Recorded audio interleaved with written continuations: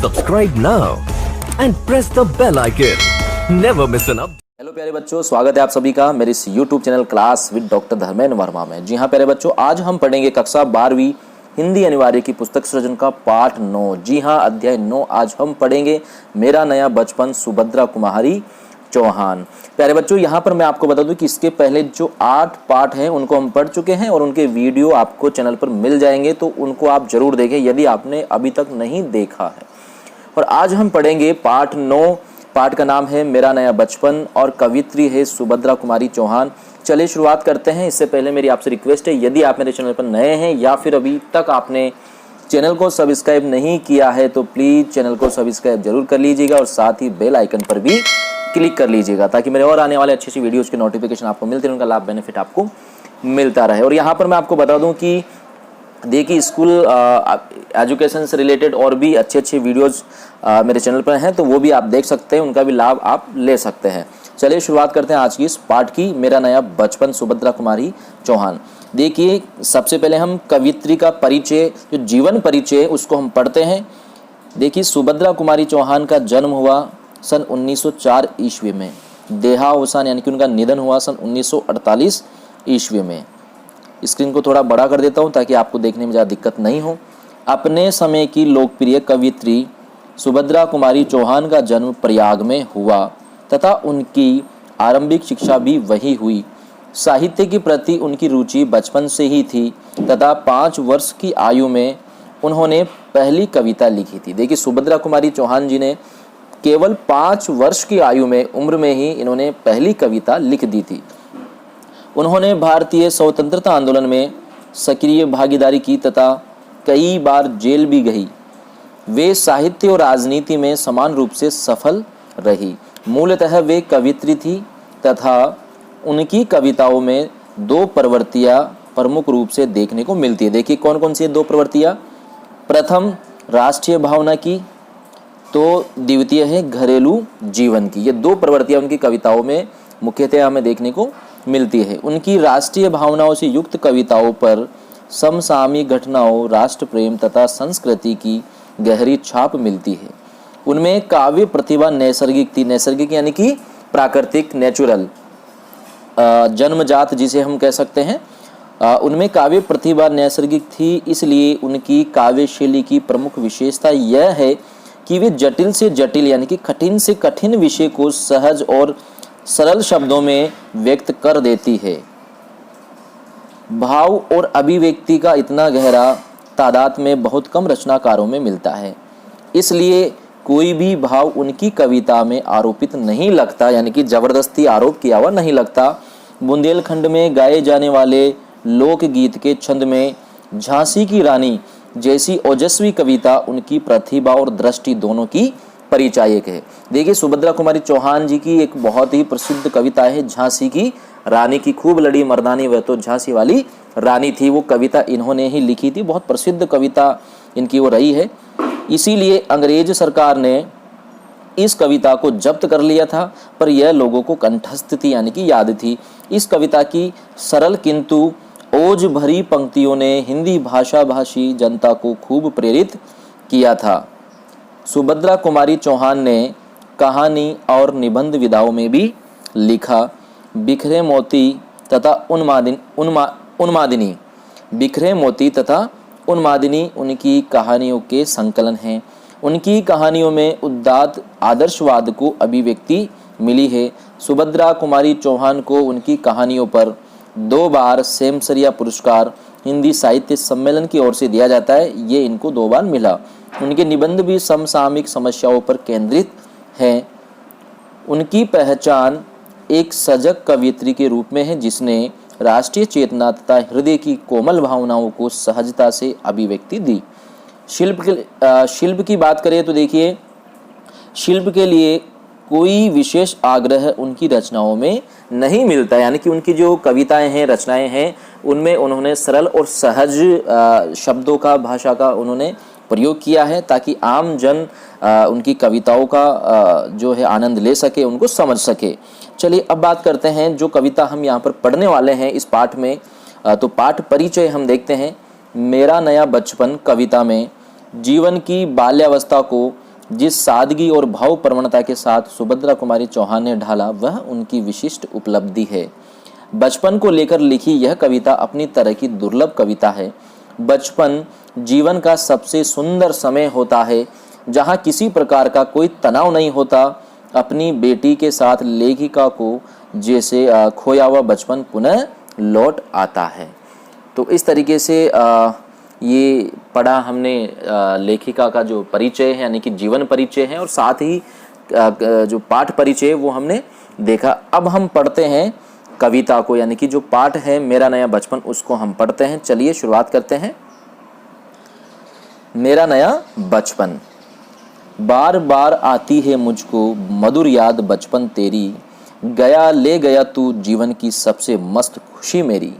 चिंता रहित खेलना खाना पीना वह फिरना निर्भय स्वच्छंद, कैसे भूला जा सकता है बचपन का अतुलित आनंद। देखिए यहाँ पर हम सबसे पहले शब्दार्थ देखते हैं। देखिए शब्दार्थ की बात करें तो निर्भय यानी कि भय रहित, और स्वच्छंद यानी कि स्वतंत्र रूप से बिना किसी रोक टोक के।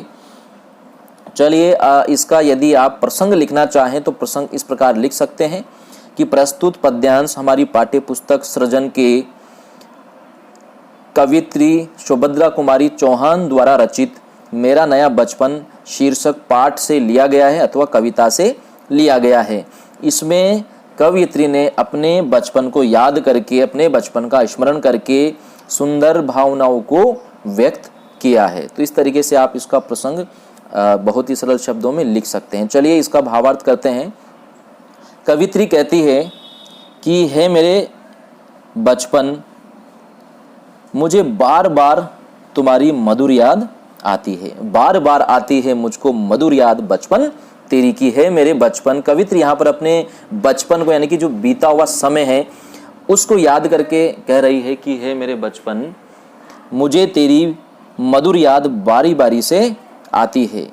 गया ले गया तू जीवन की सबसे मस्त खुशी मेरी, कि तू मेरे जीवन की जो खुशी थी, जो मस्ती थी, उसे भी अपने साथ ले गया। चिंता रहित खेलना खाना वह फिरना निर्भय स्वच्छंद।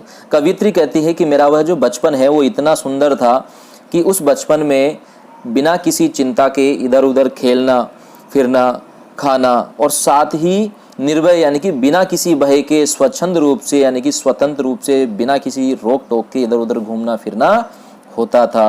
कैसे भूला जा सकता है बचपन का अतुलित आनंद। कवित्री कहती है कि वह जो मेरा बचपन था जो अब बीत चुका है, अब जा चुका है, भले ही वह जा चुका है लेकिन फिर भी बचपन का वह जो अतुलित आनंद है, असीमित जो आनंद है, उल्लास है, उसे भला कैसे भूला जा सकता है। अर्थात जो बचपन की मधुर स्मृतियां हैं, यादें हैं, वो हमेशा सदा स्मरण आता रहता है। एक बार पुनः देखिए। कवित्री कहती कि है मेरे मधुर बचपन, मुझे बार बार तेरी मधुर याद आती रहती है। तू मेरे जीवन की सारी खुशी और सारी मस्ती अपने साथ ले गया है। मेरा वह बचपन इतना सुंदर और इतना मधुर था कि उसमें बिना किसी चिंता के खेलना फिरना खाना और निर्भय यानी कि बिना किसी भय के, स्वतंत्र रूप से स्वच्छंद और बिना किसी रोक टोक के इधर उधर घूमना फिरना होता था। मेरा वह बचपन भले ही अब जा चुका है, समाप्त हो चुका है, लेकिन फिर भी बचपन का वह जो अतुलित आनंद है, जो उल्लास है, भला उसको कैसे भूला जा सकता है। अर्थात मैं उसे नहीं भूल सकती हूँ। चलिए बढ़ते हैं आगे। ऊंच नीच का ज्ञान नहीं था, छुआछूत किसने जानी, बनी हुई थी वहां झोपड़ी और चितड़ों में रानी, कि दूध के कुल्ले मैंने चूस अंगूठा सुधा पिया, किलकारी किल्लोल मचाकर सोना घर आबाद किया। देखिए यहाँ पर जो कवित्री है इसमें अपनी जो बचपन की जो मधुर क्रीड़ाएं हैं उनका बहुत ही सुंदर और मधुर चित्रण यहाँ पर कवित्री कर रहे हैं। ऊंच नीच का ज्ञान नहीं था, छुआछूत किसने जानी।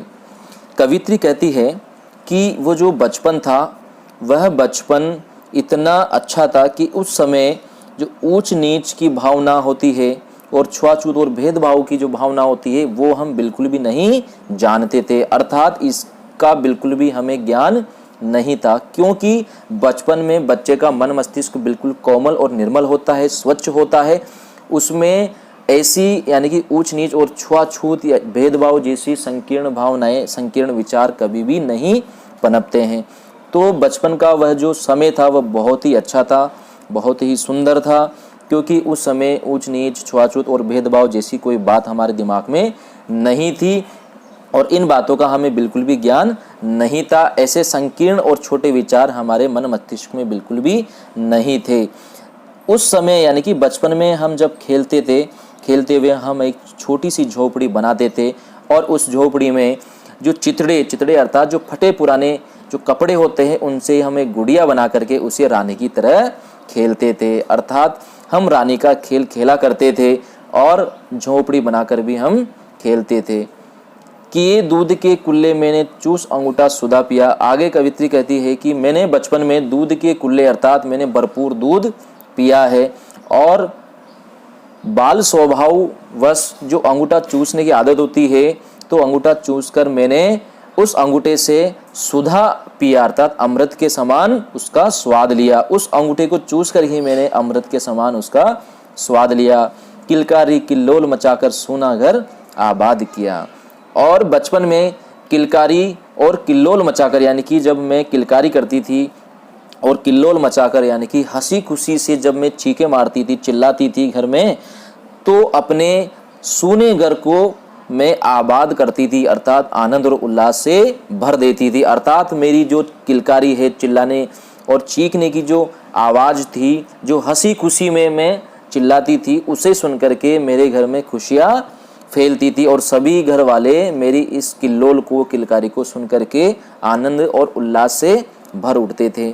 चलिए एक बार दोबारा देखते हैं। कवित्री कहती है कि बचपन का वह जो समय था वह बिल्कुल बहुत ही अच्छा था, बहुत ही मधुर था, कि उस समय हमें ऊंच नीच और छुआछूत और भेदभाव जैसी जो संकीर्ण विचार हैं, छोटी सोच है, इसको हम बिल्कुल भी नहीं जानते थे। इन बातों का हमें जरा भी ज्ञान नहीं था और बचपन में हम खेलते हुए झोपड़ी का निर्माण करते थे और साथ ही जो फटे पुराने कपड़े हैं उससे हम गुड़िया बना करके उसे रानी की तरह रखते थे और उसके साथ हम तरह तरह के खेल खेला करते थे। कवित्री कहती है कि बचपन में मैंने भरपूर दूध पिया है और अंगूठा चूसकर यानी कि बाल स्वभाव के कारण अंगूठा चूसकर अमृत के जैसा स्वाद मैंने लिया है और किलकारी एवं अपनी किलकारी एवं हंसी खुशी की चीखें मचा करके मैंने अपने सूने घर को आनंद और उल्लास से भर दिया था, अर्थात सारे घर में खुशियां मैंने भर दी थी। देखिए इन पंक्तियों में यहाँ पर कवित्री ने जो भेदभाव और छुआछूत की जो भावना लोगों के दिमाग में होती है, तो बच्चों के माध्यम से ऐसा नहीं करके बल्कि एकता के साथ रहने का संदेश यहाँ पर कवित्री ने दिया है। भेदभाव और छुआछूत नहीं करके ये साथ साथ रहते हुए एकता के साथ रहने का संदेश इन पंक्तियों के माध्यम से कवित्री ने दिया है। साथ ही बचपन में बाल स्वभाव के कारण गुड़ियों के साथ खेल खेलना, किलकारी मारना, प्रसन्नता से या खुशी से चीखना और साथ ही अंगूठा चूसना, ये सारी जो बाल स्वभाव है इनका बहुत ही स्वाभाविक और मधुर वर्णन यहाँ पर कवित्री ने किया है। चलिए बढ़ते हैं आगे। रोना और मचल जाना भी क्या आनंद दिलाते थे, बड़े बड़े मोती से आंसू जयमाला पहनाते थे। मैं रोई माँ काम छोड़ कर आई, मुझको उठा लिया, झाड़ पोंछ कर चूम चूम कर गीले गालों को सुखा दिया। देखिए बहुत ही सुंदर पंक्तियां हैं। कवित्री वर्णन करती हुई कहती है, अब यहाँ पर देखिए बचपन में जो बच्चे रोते हैं, मचलते हैं, तो रोने मचलने के जो प्रसंग है उसको और उसके साथ ही जो बच्चों को जो माँ का प्रेम तब रोने के बाद जो मिलता है उसका यहाँ पर बहुत ही मधुर वर्णन किया है। देखिए कवित्री वर्णन करती हुई कहती है कि रोना और मचल जाना भी क्या आनंद दिलाते थे, यानी कि बचपन में जो रोने और मचलने का जो आनंद था वो भी बहुत ही अलग आनंद था, तो रोने और मचलने में भी एक अलग ही आनंद मिलता था।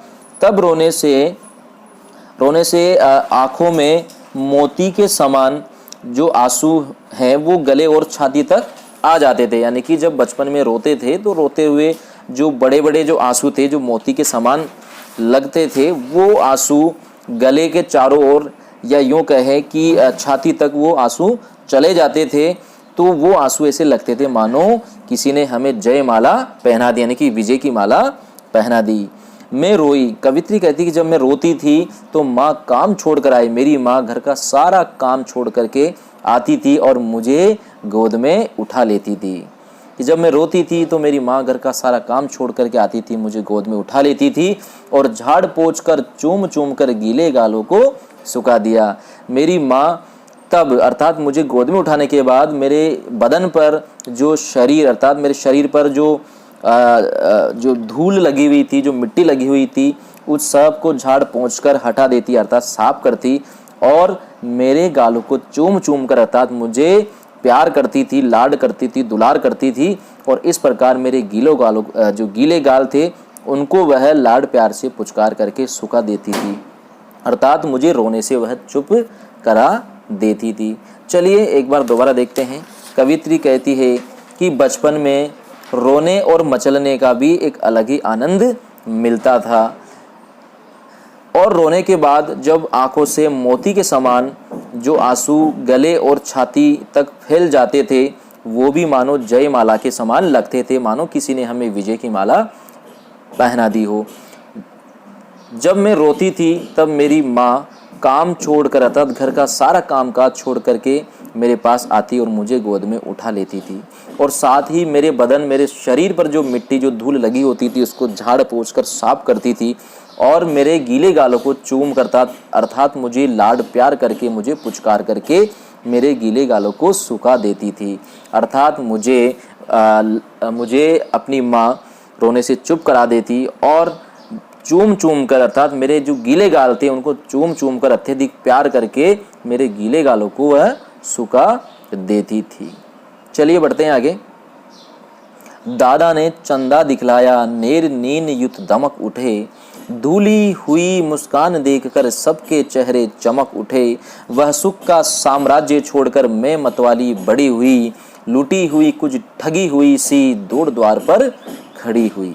देखिए इन पंक्तियों में यहाँ पर कवित्री के द्वारा जो बचपन में जो बच्चों को अपने दादा दादी प्रेम करते हैं तो उसका मधुर वर्णन यहाँ पर किया है। साथ ही बाल्यावस्था के बाद यौवन का जब आगमन होता है तो उसका भी सुंदर वर्णन कवित्री के द्वारा यहाँ पर किया गया है। चलिए देखते हैं भावार्थ इसका। दादा ने चंदा दिखलाया, नीर युत दमक उठे। देखिए नैन यानी नेत्र और नीरयुत, देखिए यहाँ पर ये जो शब्द है नीरयुत का मतलब है आंसुओं से भरा हुआ अर्थात जो नैन यानी नेत्र है, नैन कैसे हैं, नीरयुत, नीर कहते हैं जल को, युत यानी भरे हुए। तो देखिए कवित्री वर्णन करती हुई कहती है कि बचपन में रोने और मचलने के बाद जब दादाजी मुझे अपनी गोद में लेकर के चंदा दिखलाते थे अर्थात मुझे आकाश में चंद्रमा दिखलाते थे, उसे देखकर मेरे जो अश्रुओं से, आंसू से भरे हुए नेत्र थे वे दमक उठे अर्थात खुशी से चमक जाते थे। तब मेरे चेहरे पर उसके बाद यानी कि जब मेरी जो नेत्र हैं वो खुशी से चमक उठते थे तब मेरी धुली हुई मुस्कान अर्थात मेरी स्वच्छ मुस्कान को देख करके मेरे परिवार के सभी लोगों के चेहरे भी चमक उठते थे अर्थात प्रसन्न हो जाते थे। इस प्रकार मेरा वो बचपन बहुत ही सुखमय था, सुंदर था और मधुर था, परंतु वह सुख का साम्राज्य छोड़कर मैं मतवाली बड़ी हुई। वह जो सुख का साम्राज्य अर्थात मेरा जो बचपन था, जो मेरे लिए एक सुख का साम्राज्य जैसा था और बहुत ही सुंदर मेरा बचपन था, उसे छोड़कर अब मैं धीरे धीरे मतवाली बड़ी हुई अर्थात अब मैं और बड़ी हुई और अपनी जो यौवनावस्था है, युवावस्था है, उसमें पहुंच गई। लूटी हुई कुछ ठगी हुई सी दौड़ द्वार पर खड़ी हुई। और जैसे ही मेरा वो मधुर बचपन था जो मेरे लिए सुखमय साम्राज्य की तरह था, उसके बीत जाने के कारण, उसके छूट जाने के कारण मैं लूटी हुई सी, कुछ ठगी हुई सी किशोरी या स्त्री के रूप में यौवन के द्वार पर आकर के खड़ी हो गई थी। अर्थात वह मेरा बचपन जो मेरे लिए सुख का साम्राज्य था वो अब बीत चुका था। उसके बीतने के कारण मैं कुछ लूटी हुई, कुछ ठगी हुई सी स्त्री के समान अब मैं यौवन के द्वार पर खड़ी हो गई। तो यहाँ पर कवित्री के द्वारा बाल्यावस्था के बाद यौवनावस्था में प्रवेश का बहुत ही सुंदर वर्णन किया गया है। देखिए, लूटी हुई कुछ ठगी हुई सी, कि जिस प्रकार कवित्री को ऐसा लग रहा है कि जो बचपन जो सुख का साम्राज्य जैसा था वो जब अचानक से छूट के पीछे चला गया और वह यौवनावस्था में चली गई, तो उसे लग रहा है मानो कुछ उसका जो है बचपन का जो सुख का साम्राज्य है वो लुट चुका, और कुछ ठगी हुई सी वह अपने आप को महसूस करती हुई यौवन के दो द्वार है, यानी कि यौवनावस्था का जो द्वार है उस पर वह आकर के खड़ी हो गई, अर्थात यौवन काल के अंदर वह उसका प्रवेश हो चुका था। चलिए बढ़ते हैं आगे। लाज भरी आंखें थी मेरी, मन में उमंग रसीली थी, तान रसीली थी कानों में, मैं चंचल छेल छबीली थी, दिल में एक चुभन सी थी, यह दुनिया अलबेली थी, मन में एक पहेली थी, मैं सबके बीच अकेली थी। बहुत ही सुंदर पंक्तियाँ। देखिए, यहाँ पर कवित्री के द्वारा जो बचपन बीतने के बाद जो किशोरावस्था अर्थात जो यौवन काल है उसमें प्रवेश करने के बाद जो विचार मन में आते हैं उनका बहुत ही भावपूर्ण सुंदर वर्णन यहाँ पर किया गया है। कवित्री कहती है कि लाज भरी आंखें थी मेरी, मन में उमंग रंगीली थी, कि बचपन के बाद जब मैं किशोरावस्था में हुई, किशोरावस्था की हुई अर्थात जब मैंने यौवन काल में प्रवेश किया, उस समय मेरी जो आंखें थी उनमें लज्जा भरी हुई थी। लाज भरी आंखें थी मेरी अर्थात मेरी जो आंखें थी उनमें लज्जा भरी हुई थी, लाज शर्म मेरी आंखों से स्पष्ट दिखाई देती थी। मेरे मन में सरस उल्लास उत्साह भर गया था, अर्थात मेरा जो मन है उसमें एक रंगीन उमंग उत्साह भी भर गया था, अर्थात यौवन की उमंग जो है वो मेरे मन में देखी जा सकती थी। तान रसीली थी कानों में, और यौवन की उमंग के कारण मेरे कानों में रसीली सी एक स्वर लहरी भी गूंजने या उभरने लगी थी। मैं चंचल छेल छबीली थी, और मैं एक चंचल छेल छबीली के समान बन गई थी, अर्थात मैं बहुत ही चंचल और छेल छबीली एक जो भावना होती है कि चंचलता और इधर उधर जो किशोरावस्था में जब प्रवेश व्यक्ति करता है तो उसके मन में एक चंचलता देखने को मिलती है, तो वैसी ही भावनाएं अर्थात चंचल और छेल छबीलापन जो है वो भावनाएं मुझ में भी आ चुकी थी। दिल में एक चुभन सी थी, यह दुनिया अलबेली थी, और उस समय यानी कि उस उम्र में मेरे दिल में एक चुभन सी थी, अर्थात जो मेरा मधुर बचपन है वो जो बीत चुका था, वो जो निकल चुका था, तो इस कारण मेरे मन में एक चुभन अर्थात एक कसक भी थी, एक दुख भी मेरे मन में था। यह दुनिया अलबेली थी, और इसी के साथ नव यौवन में आगमन के कारण अर्थात इस यौवन की अवस्था में आने के कारण, इस युवावस्था में आने के कारण सारी दुनिया मुझे अलबेली अर्थात अनजान और अनोखी सी लगने लगी थी। उस समय मेरे मन में एक ही पहेली रहती थी, अर्थात मेरे मन में भाव उठा करते थे कि सबके बीच अकेली थी, कि सबके बीच में रह कर के भी मैं स्वयं को अकेली महसूस किया करती थी। दोबारा देखिए, कवित्री कहती है कि बचपन निकल जाने के बाद जब किशोरावस्था में मेरा प्रवेश हुआ, यौवन काल में मेरा प्रवेश हुआ, उस समय मेरी जो आंखें थी वो लज्जा से भरी हुई थी, अर्थात उसमें लाज शर्म स्पष्ट रूप से देखी जा सकती थी। मेरे मन में एक उमंग, रंगीली उमंग भरी हुई थी, अर्थात मेरे मन में उल्लास और उत्साह भरा हुआ था, और यौवन की उमंग के कारण, उसी यौवन की उमंग के कारण मेरे कानों में तान रसीली थी, अर्थात मेरे कानों में रसीली स्वर लहरी भी उभरने लगी थी, गूंजने लगी थी, और मैं चंचल छेल छबीली सी बन चुकी थी, अर्थात मेरे मन में चंचलता का वो जो भाव है वो भी आ चुका था। दिल में एक चुभन थी, और साथ ही मधुर बचपन बीत जाने के कारण मेरे मन में कहीं ना कहीं एक चुभन, एक टीस, एक दुख मेरे मन में था। यह दुनिया अलबेली थी, और यह जो सारी दुनिया है अर्थात किशोरावस्था यौवनावस्था में प्रवेश करने के कारण यह सारी दुनिया मुझे अलबेली सी अर्थात अनोखी और अनजानी सी लग रही थी। मेरे मन में अनेक प्रकार के भाव उठ रहे थे, मेरे मन में एक पहेली के समान विचार बारी बारी से आते थे, और सबके बीच में रहते हुए भी मैं स्वयं को अकेली महसूस कर रही थी। तो यहाँ पर देखिए, यौवना अवस्था में यानी कि यौवन काल में प्रवेश करने के बाद जिस तरीके के विचार मन में उठते हैं तो उनका बहुत ही सरल और सहज और सुंदर शब्दों में यहाँ पर कवित्री ने वर्णन किया है, भाव को अपने यहाँ पर व्यक्त किया है। चलिए बढ़ते हैं आगे। मिला खोजती थी जिसको है बचपन, ठगा दिया तूने, अरे जवानी के फंदे में मुझको फंसा दिया तूने। माना मैंने युवा काल का जीवन खूब निराला है, आकांक्षा पुरुषार्थ ज्ञान का उदय मोहने वाला है।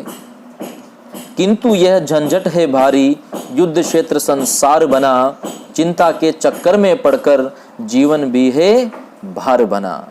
देखिए यहाँ पर कवित्री ने युवावस्था का जो संघर्ष है, चुनौतियाँ हैं, तो उनको यहाँ पर उनका यहाँ पर वर्णन किया है कि युवावस्था जो है वह दिखने में भले ही अच्छी होती है, आकर्षक होती है, लेकिन बहुत से संघर्ष, बहुत सी चुनौतियाँ जो है उनका सामना इस अवस्था में करना पड़ता है। तो इसके बजाय जो बचपन है, बचपन बहुत ही सुंदर कवित्री को लग रहा है, तो उसका वर्णन यहाँ पर कवित्री कर रही है। कवित्री कहती है कि हे मेरे प्यारे बचपन, जिसे मैं खोजती थी ऐसे तुम मुझे अवश्य मिले, लेकिन तुम्हारे जाने के बाद मुझे ऐसे लगा मानो तुमने मुझे ठग लिया हो। अर्थात हे बचपन, तुम भी मुझसे मिलकर के चले गए, अर्थात तुमने मुझे छोड़ दिया, तो ऐसा लगा मानो तुमने मुझे ठग लिया है। अरे जवानी के फंदे में मुझको फंसा दिया तूने, और हे मेरे बचपन, तुम्हारे जाने के बाद मुझे लगा मानो तुमने, अर्थात बचपन ने ही मुझे जवानी के इस फंदे में फंसा दिया है। माना मैंने युवा काल का जीवन बहुत निराला है। कवित्री कहती है कि हे मेरे बचपन, मैं मानती हूँ कि यह जो युवा अवस्था है, यह जो यौवन काल है, यह बहुत ही निराला होता है, अनोखा होता है, दिखने में बहुत ही आकर्षक होता है, क्योंकि इस समय इस युवावस्था में मन में बहुत सी आकांक्षाएं, इच्छाएं होती है, पुरुषार्थ और साथ ही ज्ञान का उदय होता है, जिससे व्यक्ति मोहित हो जाता है, अर्थात मोह माया में फंस जाता है। लेकिन यह जो यौवन काल है, युवावस्था है, यह एक बहुत बड़ा झंझट भी है। अर्थात इस समय बहुत ही जो समस्याएं हैं, चुनौतियां हैं, उनसे संघर्ष करना पड़ता है, सामना करना पड़ता है, और जो मन है वह मोह माया से ग्रस्त हो जाता है। इस कारण यह बहुत बड़ा, बहुत भारी झंझट बन जाता है। और साथ ही युद्ध क्षेत्र संसार बनाए, जो संसार है यह भी युद्ध के क्षेत्र अर्थात रण क्षेत्र के समान लगने लगता है, और तरह तरह की चिंताओं के कारण, दुखों में पड़ने के कारण यह जीवन भी भार अर्थात बोझ के समान लगने लगता है। इसलिए हे मेरे प्यारे बचपन, मुझे तुम्हारी बहुत याद आती है। चलिए बढ़ते हैं आगे। आजा बचपन एक बार फिर दे दे अपनी निर्मल शांति, व्याकुल व्यथा मिटाने वाली यह अपनी प्राकृत विश्रांति। वह भोली सी मधुर सरलता, वह प्यारा जीवन निष्पाप, क्या आकर फिर मिटा सकेगा तू मेरे मन का संताप। देखिए यहाँ पर जो कवित्री है, उन्होंने बचपन के पुनः लौट आने की आकांक्षा व्यक्त की है।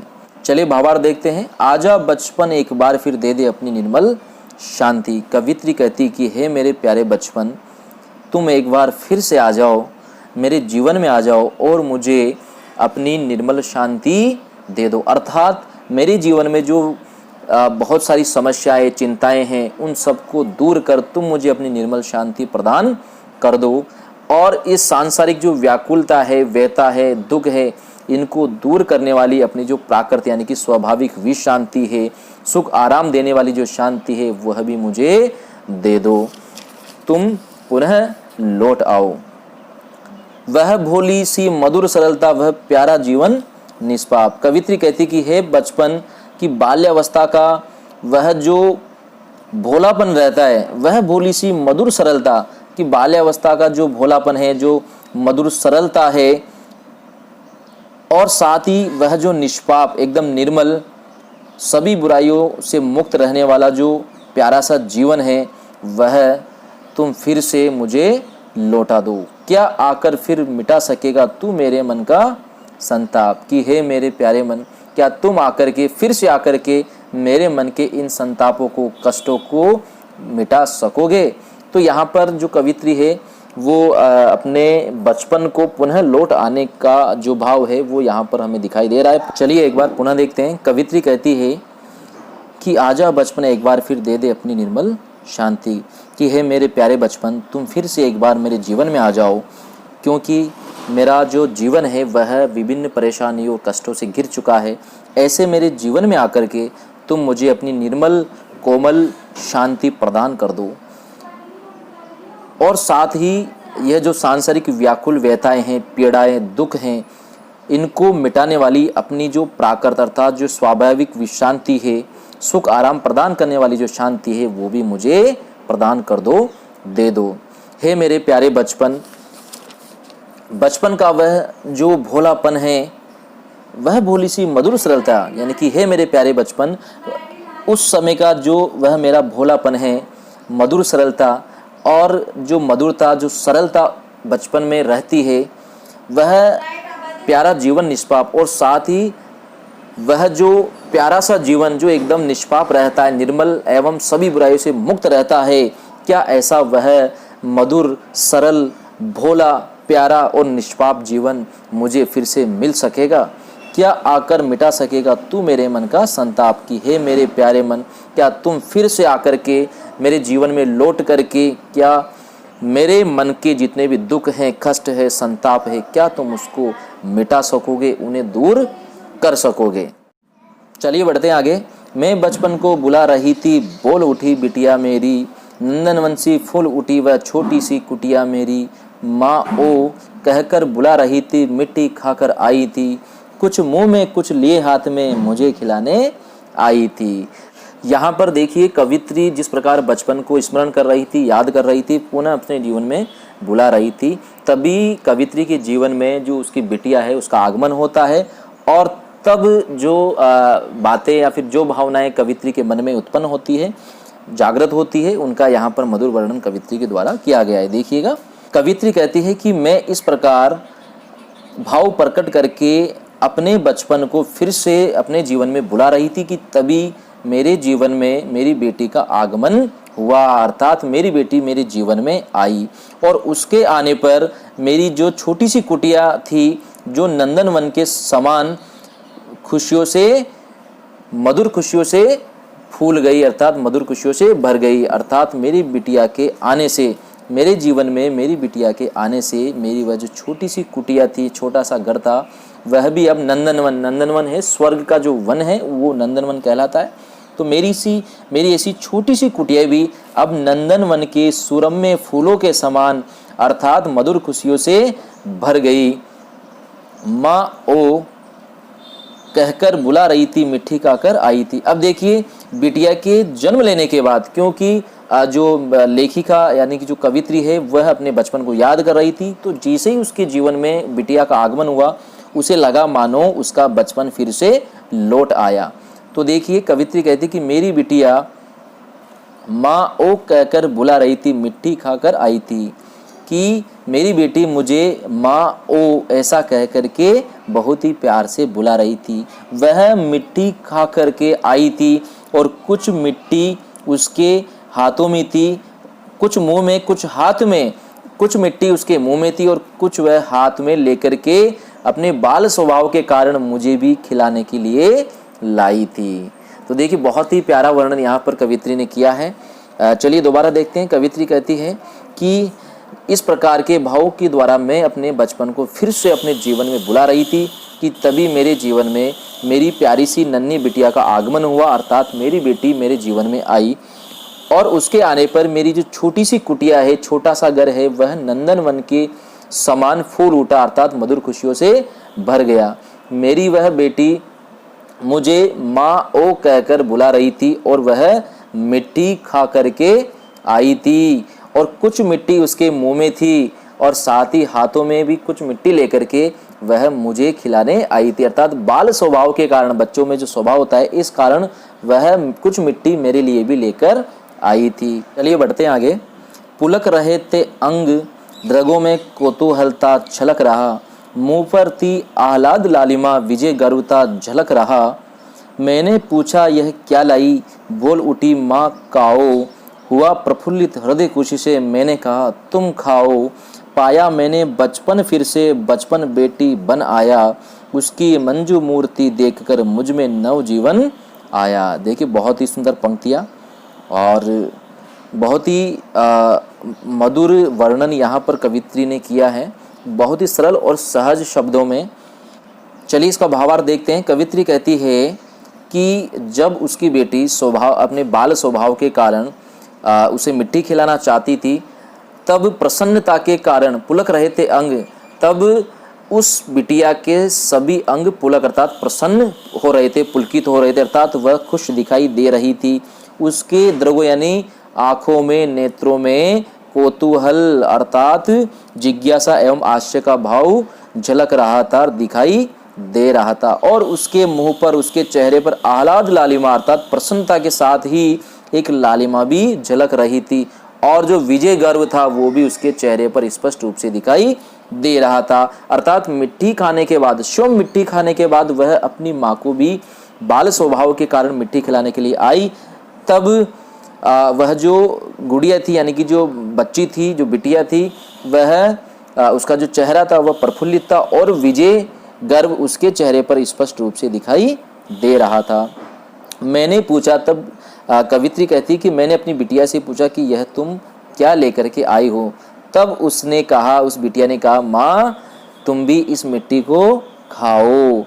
तब अपनी बिटिया की ऐसी बात सुन करके, उसकी तोतली वाणी सुन करके मेरा मन अत्यधिक प्रफुल्लित हुआ, प्रसन्न हुआ, और मैंने खुशी से अपनी बिटिया को कहा कि तुम ही खाओ। पाया मैंने बचपन फिर से बेटी बन आया। कवित्री कहती है कि इस प्रकार मैंने अपनी अबोध बेटी के इस व्यवहार को देख करके, अपनी बेटी के ऐसे मधुर व्यवहार को देख करके मुझे लगा कि मानो फिर से मैंने अपने बचपन को पा लिया है। मैंने फिर से अपनी बेटी के रूप में अपने बचपन का जो सुख है उसे प्राप्त कर लिया है। मानो बचपन फिर से बेटी के रूप में आ गया है। उसकी मंजू मूर्ति देखकर मुझ में नव जीवन आया।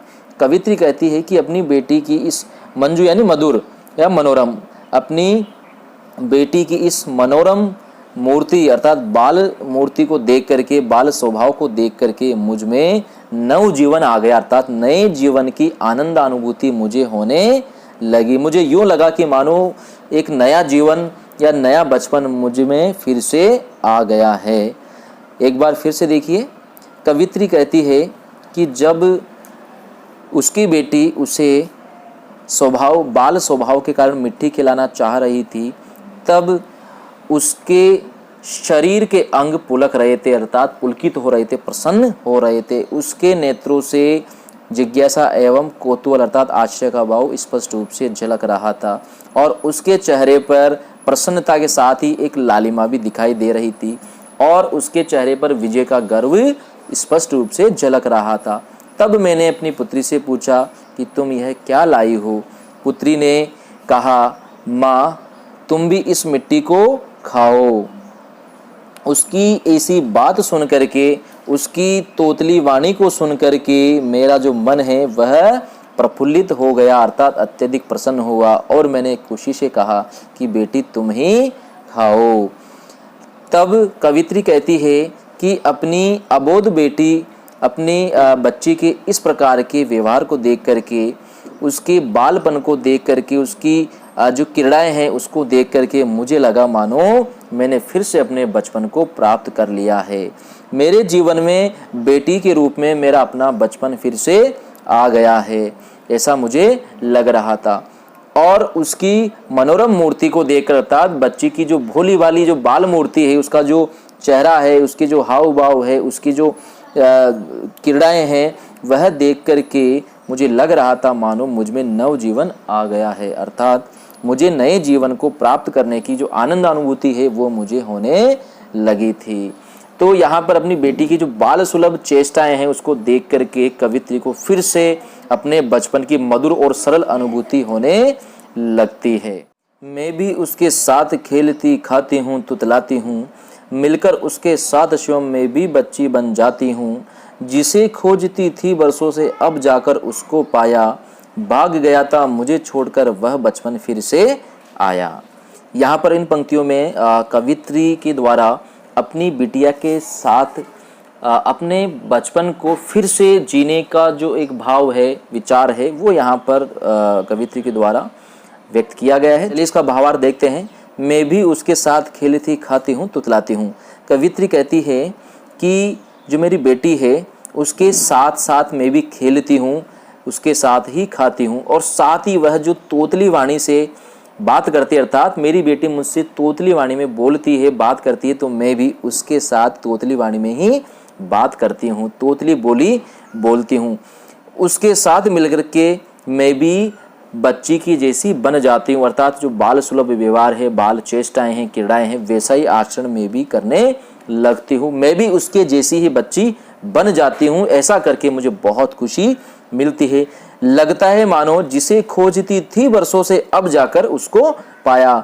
ऐसा करने से मुझे ऐसे लगता है मानो जिस बचपन को मैं वर्षों से खोजती थी, जिस बीते हुए और खोए हुए बचपन को वर्षों से मैं इधर उधर ढूंढती फिरती थी, उस बचपन को मैंने अब पा लिया है, अर्थात वह बचपन अब जाकर के मुझे मिल पाया है।